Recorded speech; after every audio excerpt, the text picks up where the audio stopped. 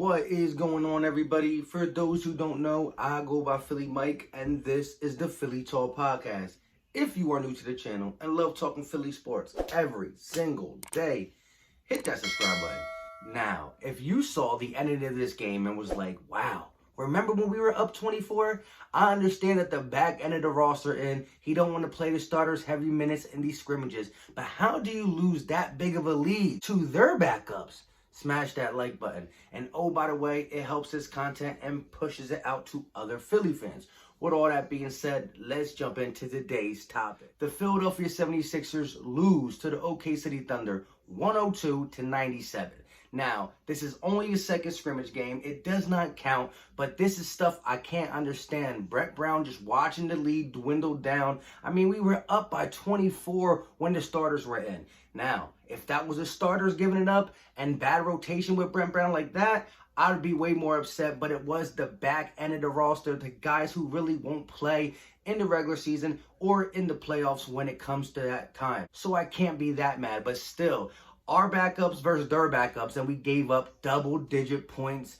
And it all came down to the last minute and a half. I mean, we watched them dwindle the lead down by 11, down by 7, down by 5, tied game, and then they beat us at the end, where Andre Roberson shooting threes, hasn't played in 2 years, and he comes in and kills back-to-back threes to beat the Sixers. Again, we had Shayakin, Korksma, Alex Burke, Kyle O'Quinn. We had the back end of the roster, so I can't be that mad. But in the first half, when we were up by 24, you seen what the starters were doing, minus Joel Embiid. Now, Joel Embiid did not play today because of calf tightness, and I don't want him to play if he has any lingering injuries. We don't need it to go anymore. We saw Glenn Robinson get hurt and not come back. He had a hip flexor or something wrong with his hip, so we're going to have to hear about that. I hope he's good because he might be a key guy off the bench. I do believe the main guys off the bench are going to be Alex Burks, Thibault, Korksma, and Al Horford. These are the four guys I think are going to get heavy bench minutes. And like I said, Shake Milton in the starter rotation is going to work wonders alongside of Ben Simmons and Joel Embiid. You bring another shooter, you get a big guy out. Even though in today's game, Al Horford was 4 of 5 from 3 points. He had 13 points, just a little over 20-some minutes. Same with Ben Simmons. He played 26 minutes and was 1 assist away from a triple-double, having 14 points, 11 rebounds, and 9 assists. So he just missed the triple-double, and like I said, when it was the OK City Thunder starters versus the 76ers starters, minus Joel Embiid, we gave him the business. I mean, the defense was electric. Matisse Thybulle, stealing, blocking, stealing. I mean, he was harassing Dennis Schroeder. I loved it. When you got Ben Simmons and Matisse Thybulle in the game together, especially with Ben Simmons playing in the paint now at that 4 spot, he's clogging up all the passing lanes, the paint, and you got Matisse doing it on the wing, so it's double the problem. But like I said, everybody who matters when it comes to the 76ers played good. Shake Milton had 3 3-pointers. Tobias Harris was scoring off the dribble in ISO, moving the ball around. Josh Richardson started making some shots. Actually, the Sixers shot really well from 3-point. I think at one time we were 48%. We made like 17 of 30 of them, something along them lines. The back end of the roster in the fourth quarter kind of took the 3-point percentage down when we let the lead slip away. And I can't be that mad because, again, it was their backups versus our backups. But come on, Brett Brown. Just don't let us see something like that, to be up that high, not calling the timeouts, not moving around. Again, I know you're not going to put Ben, Tobias, Josh. You're not going to put the starters back in because you don't want to risk injury, especially after seeing Glenn Robinson go out the game, knowing that Joel Embiid ain't there, knowing that these games don't matter. But still, give us something to cheer about. Give us something to say, all right, Brett Brown, you don't look as bad as you did prior to the pandemic. I don't know. Up by 24, once you have a 20-point lead, I don't want to hear any excuses for you to lose. I don't care if it's the back end of the roster. Draw up some plays for Korksma. Get Alex Burke more involved. I don't know.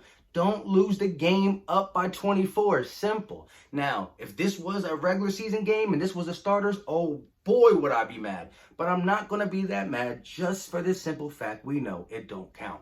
But I like the ball movement. Shake Milton, like I said, he's going to the lane, shooting threes. Al Horford, again, I don't like him shooting threes like that. But when he's hot, I guess. Like I said, he was 4 of 5 from the three-point line. But I just like what Shake is really bringing to this offense. The way that Shake Milton and Josh Richardson look to find Ben on passing lanes. Like I said, there was 1 or 2 pick and rolls. And when Ben Simmons is playing aggressive and going to the hole, he can't be stopped. So the first scrimmage game, he pulls up a 3. He pulls 2 of them. He goes 1 of 2.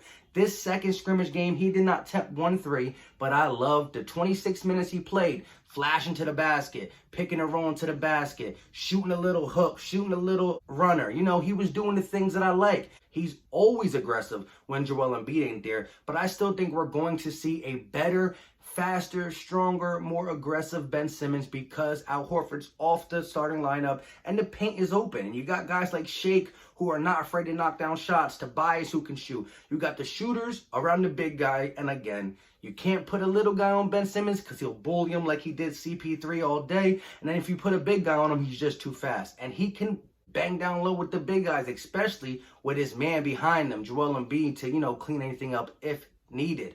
So the ball movement looked crisp again. We were beating the bricks off the OK City Thunder before Brett Brown put the reserves in, and we just couldn't get it done. Still, does that lead concern me? Of course, because I've seen it in the regular season before the pandemic. We have 10, 15, 20-point leads and we lose with our starters.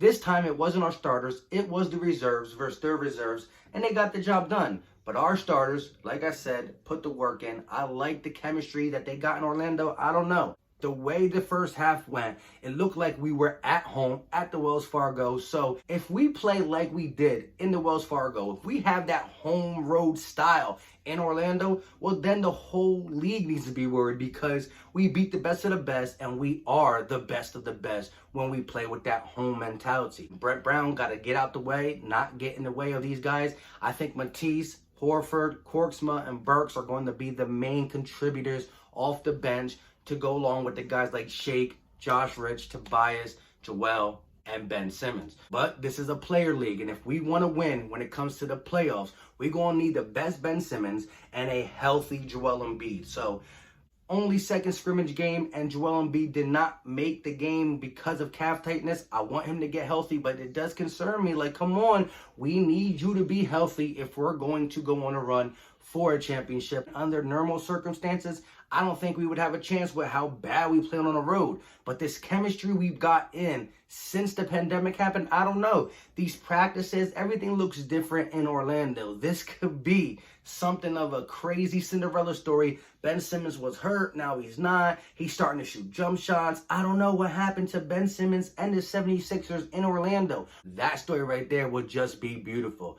With all that being said, thank you guys for watching. Let me know in the comment section how mad you are that Brett Brown gave up a 24-point lead again. It was the back end of the roster and all that stuff. So I can't be that mad, but come on, Brett. Every time you go one step up, you go 2 steps back. Just win the game. 20-point lead. Don't lose it. Don't lose it.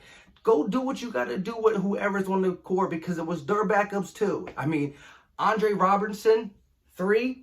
Back-to-back, another 3. I mean, come on, he hasn't played in 2 years. And this guy comes in and bangs a 3 and bangs a 3, and then you want to call timeout. You didn't call timeout all through the fourth quarter barely to get you guys ready, but you call timeout when there's 30-some seconds left or 20-some seconds left and we're down by like 4 or 5. Now you want to call timeout. With that being said, like I said, let me know in the comment section, what did you think about the game? The starters looked good, and that's all I really care about. Like a preseason game in football, who cares if you lose all 4? Because these people who are losing the game for you will not be playing when it comes down to it. So let me know your thoughts in the comment section. Let's go Sixers. Quest for this coronavirus championship is real. I think being in a mutual site, Orlando, even though Joel Embiid is a crowd person, the crowd hypes him up, I just have a feeling that Orlando is going to be our best friend. And if that's the case and we're playing like we're home, watch out, NBA. On that note, appreciate you guys, like I said, and you know what time it is. We out.